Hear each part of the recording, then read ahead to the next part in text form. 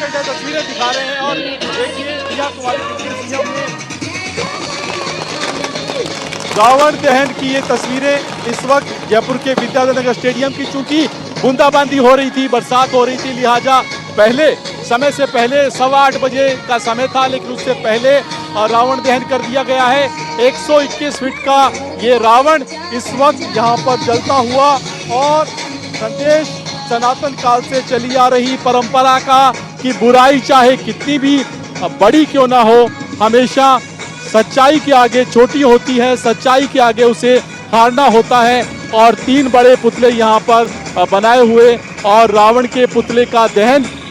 यहाँ पर कुछ ही देर पहले डिप्टी सीएम दिया कुमारी ने किया है। और रावण के दहन की ये तस्वीरें इस वक्त आप देख पा रहे हैं जयपुर के विद्यानगर स्टेडियम से। 2 पुतले साथ में मेघनाथ और कुंभकर्ण के भी उनका भी दहन होगा। और सबसे पहले जोरदार आतिशबाजी के साथ रावण का ये पुतला जो है वो जलते हुए। और अगर जयपुर की बात करें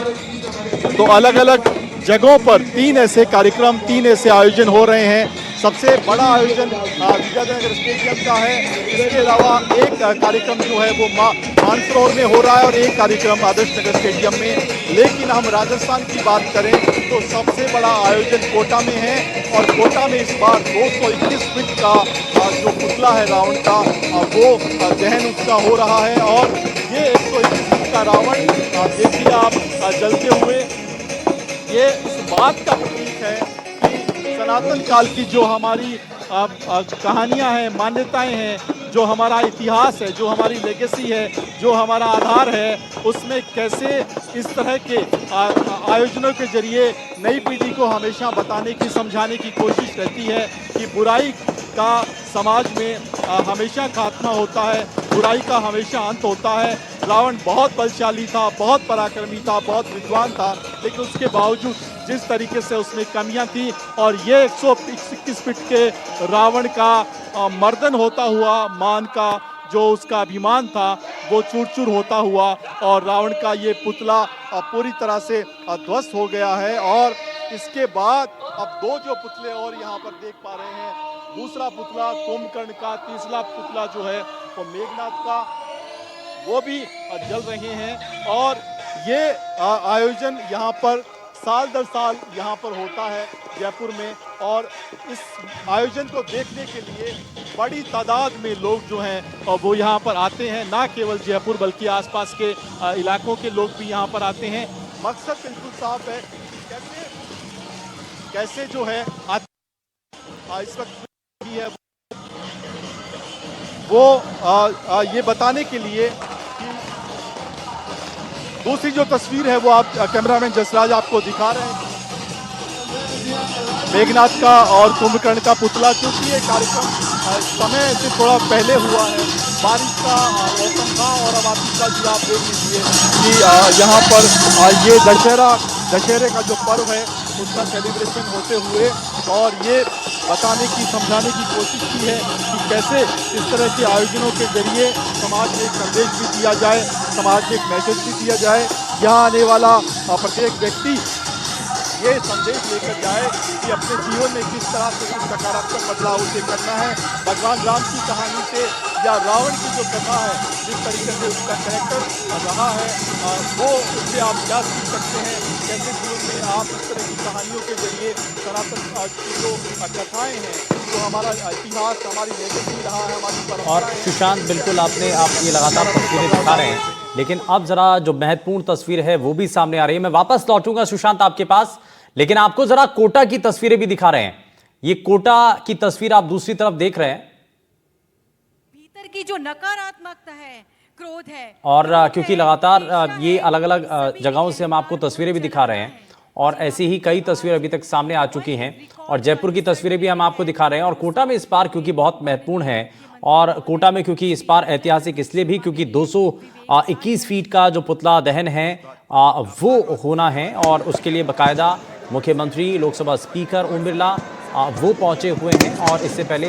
उनका जो संदेश था वो भी हमने दिखाया। आप तक भी यही संदेश इस तरह के आयोजनों के जरिए ताकि आने वाली पीढ़ियाँ हमारे इतिहास को समझे, हमारी संस्कृति परंपराओं को समझे और ये भी समझे कि इस तरह के आयोजनों का मकसद क्या है, इस तरह के आयोजन क्यों जरूरी हैं और इस तरह के आयोजनों से हमें किस तरह की सीख भी मिलती है। कैमरामैन जसराज के साथ सुशांत पारिक, एनडीटीवी जयपुर।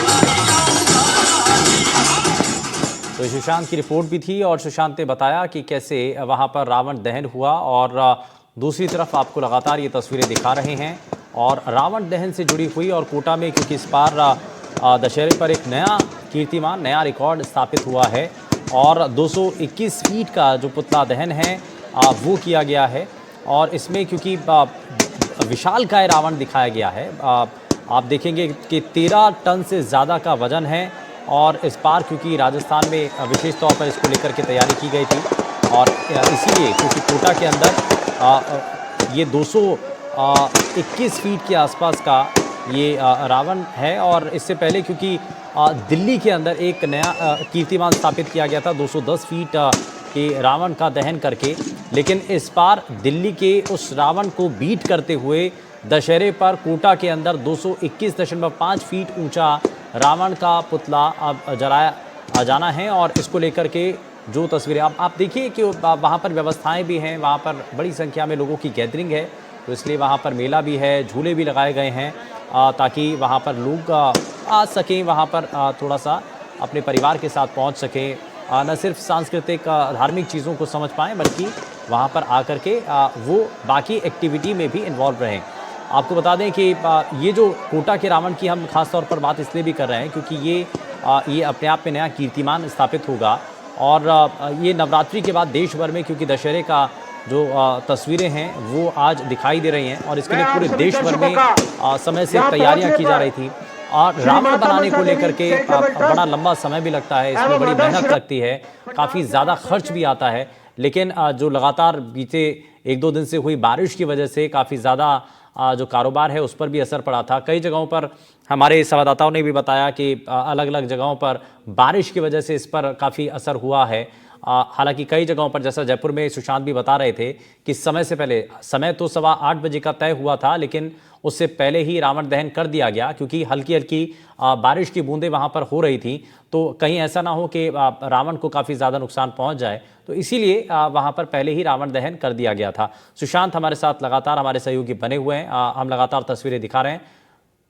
और साथ ही सुशांत के पास भी आपको लिए चलेंगे, आपको बताएंगे और क्योंकि वहां पर रावण दहन जो तस्वीरें थी वो हम आपको दिखा ही रहे थे, लेकिन अलग अलग जगहों से भी आपको जरा ये तस्वीरें दिखा रहे हैं। यहाँ आप देखिए देश भर के अलग अलग हिस्सों में रावण दहन जब हुआ और ये एक प्रतीकात्मक तौर पर रावण दहन, उसका जो पुतला है वो यहाँ पर उसका दहन किया जाता है, उसको जलाया जाता है, उसका संहार किया जाता है। तो सुशांत हमारे साथ एक बार फिर से जुड़ गए हैं। सुशांत, जयपुर में रावण दहन हो चुका है और इस बार क्योंकि समय से पहले, जैसा कि आप बता भी रहे थे कि 8:15 बजे का समय पहले से तय था, लेकिन उससे पहले ही रावण दहन कर दिया गया, बारिश हो रही थी।